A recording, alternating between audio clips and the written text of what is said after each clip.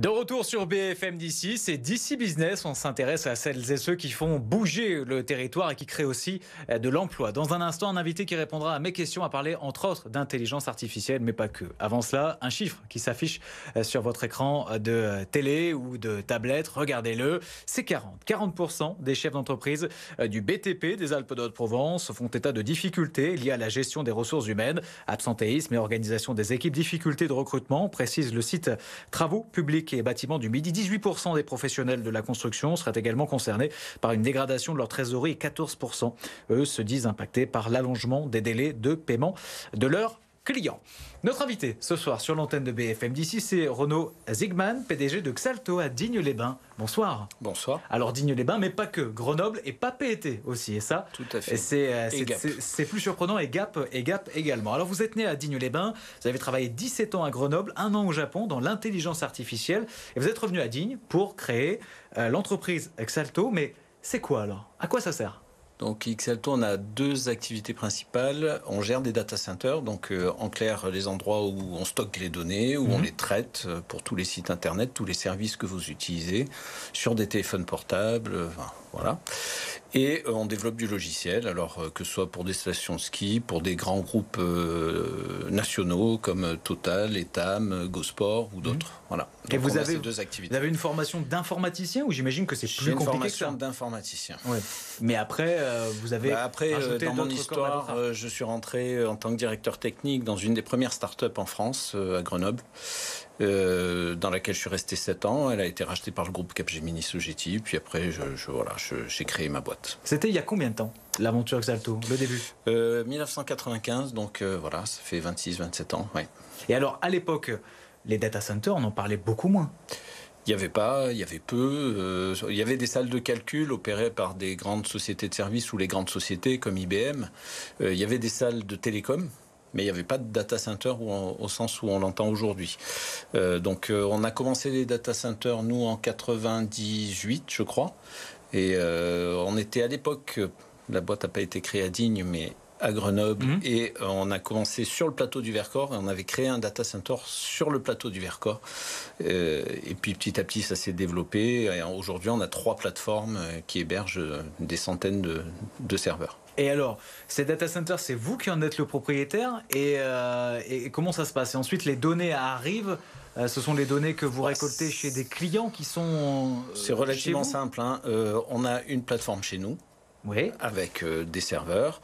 On a 2 autres plateformes qui sont chez des opérateurs, qui nous permettent d'assurer des redondances et des sauvegardes de données à distance, parce que vous imaginez que s'il y a des...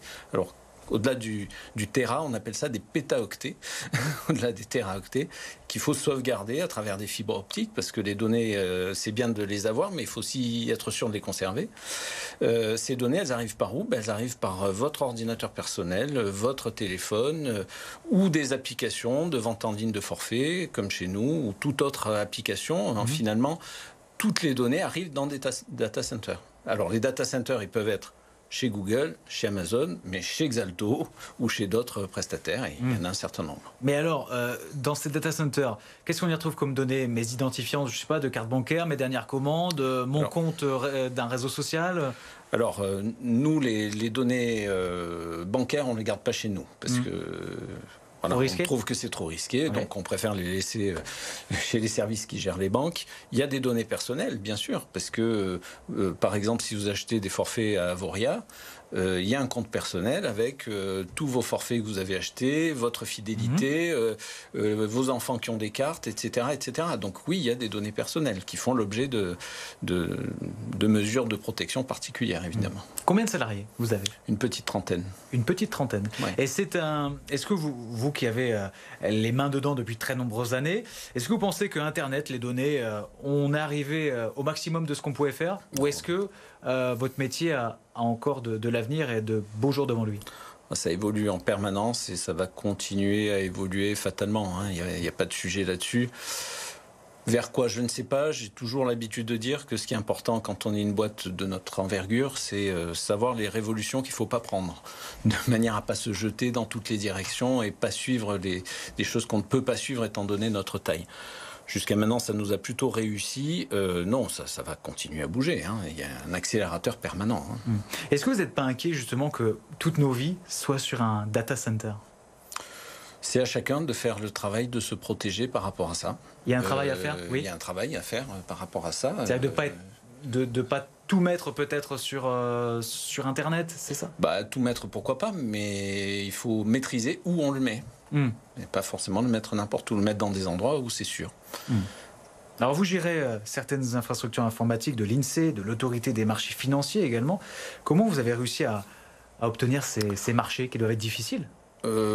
Oui et non. Quand on a une spécialité bien pointue, quand on est reconnu dans son milieu, on peut travailler avec des éditeurs de logiciels d'envergure nationale qui hébergent des services comme les services intranet de l'autorité des marchés financiers ou de l'INSEE ou de la DINUM, les services de la direction interministérielle au numérique.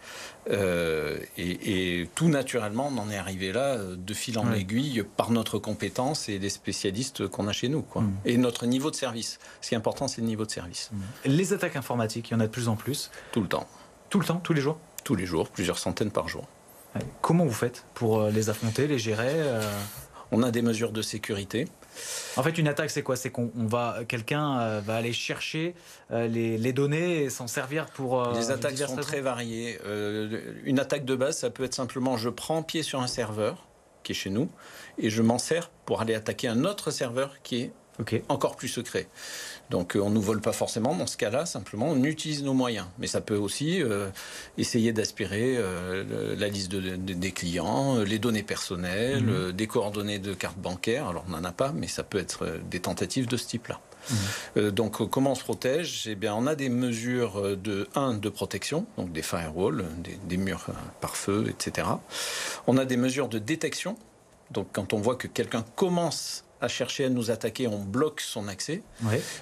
On a des mesures aussi de sauvegarde qui permettent que dans le cas où quelque chose est détruit par un attaquant, on peut le retrouver. Enfin, il y a tout un panel de mesures et de contre-mesures pour gérer ce type de situation.